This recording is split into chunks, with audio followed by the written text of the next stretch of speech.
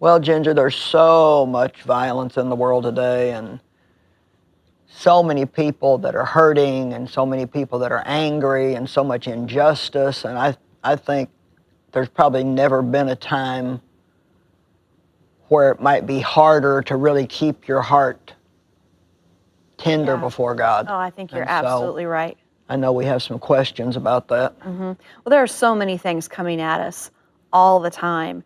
And you've been teaching on the parable of the sower and keeping that heart right. And one of the first questions comes from Donna from Dallas, and she says, what characteristics and behaviors represent the good soil? So what do we need to be good soil for God's word to sink into and take root? Well, the more that the character of Christ is developed in us, the better it is. You know, when you have a murmuring heart, you're never happy, you're always complaining about something, or when you've got a lot of jealousy or envy or especially anger, there's somebody that hurts you and you won't forgive them. Yeah. It's hard for the word to go in. There's a scripture in James in the Amplified Bible that says the word must be sown in a heart of peace by someone who works for and makes peace. And so if I bring that to the most practical level, that's like, if you're coming to my conference,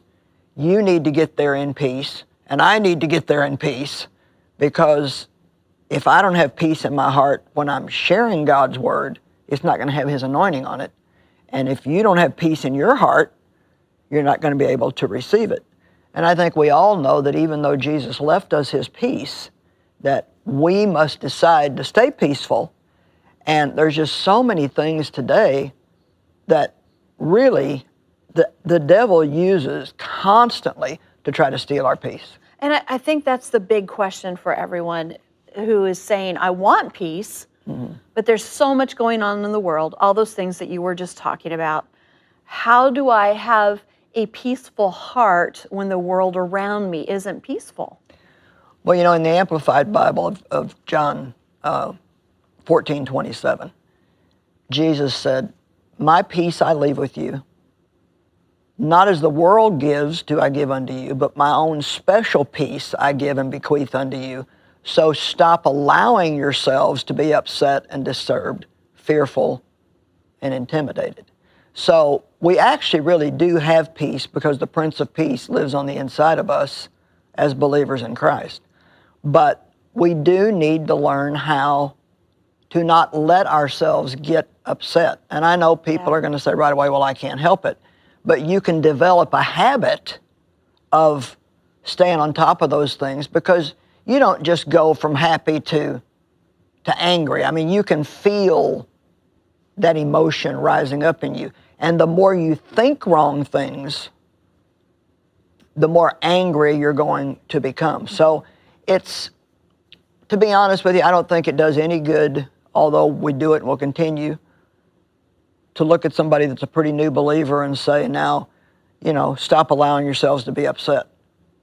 And because what I have found out is the only way that you can do that is, number one, you have to really get to know God, really believe that he's good, and that he does care about your problem, know about your problem, and that if you release it to him, he will take care of it. We don't know exactly when or how, but God is faithful, and he will not leave us without answers. Yeah. And the second thing I've found is we have to come to a point of really recognizing that we really can't solve our own problems. Just to put it bluntly, I'm not smart enough to run my own life and do a good job without God's help. Yeah. So the more you see God work in your life, the more experience you have with him, the easier it becomes.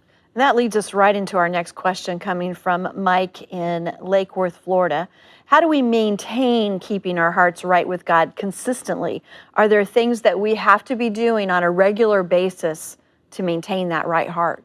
Okay, well, most people probably get a heart checkup once a year when they go to their doctor. I mean, I went to a doctor for years. Every year he did an EKG just to make sure my heart was all right. So why not, in your time with God, your prayer time, your meditation time, why not just take a few minutes and say, Jesus, let's do a heart check. And show me anything that's in my heart that's not pleasing to you. Yeah. And to be honest, if you just think about it, it doesn't take very long. I mean, like, name 3 or 4 things that you know would be wrong heart attitudes. Well, I can just go for myself. I mean, there's anger, there's complaining, annoyance is maybe a little bit of mix of all those things, but I get easily annoyed, and I know that's something that separates me from God and makes my heart not where it should be. Yeah. And so really, if you've been studying the Word for any length of time, you really are a lot more spiritually smart than what you might think.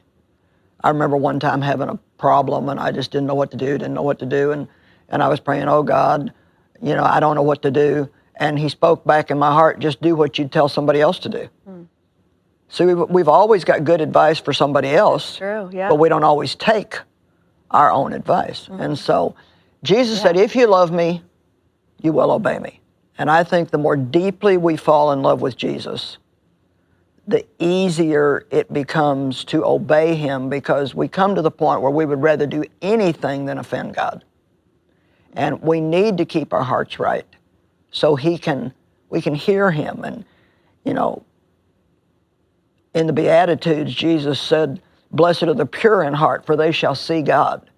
And to me, that means if I can keep my heart pure, I'm going to be able to see God's direction and hear what he wants me to do.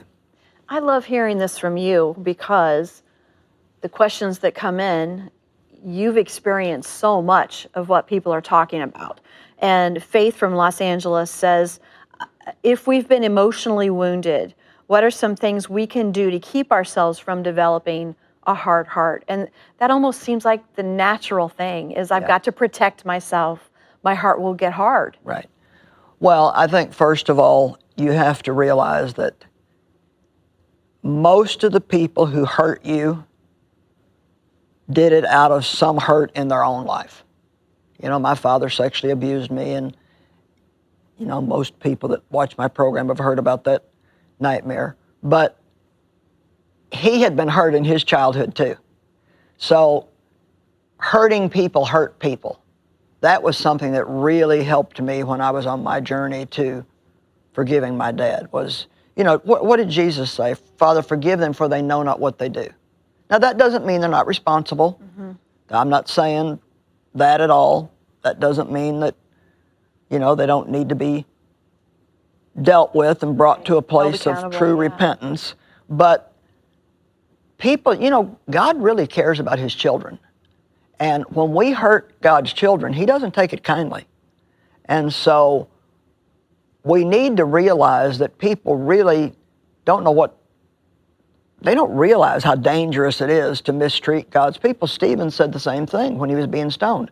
Father, forgive them, for they know not what they do. Now, they knew they were stoning him, but they didn't really realize how serious it was. And I think that's part of what we've lost sight of today, is we don't really realize how serious and how devastating it can be to our own lives to stay angry, to get a hard heart, to be jealous and envious. And so those are all emotions that Satan will work double time to try to get us to have, because he knows it will keep us from enjoying the presence of God and also from really understanding the Word.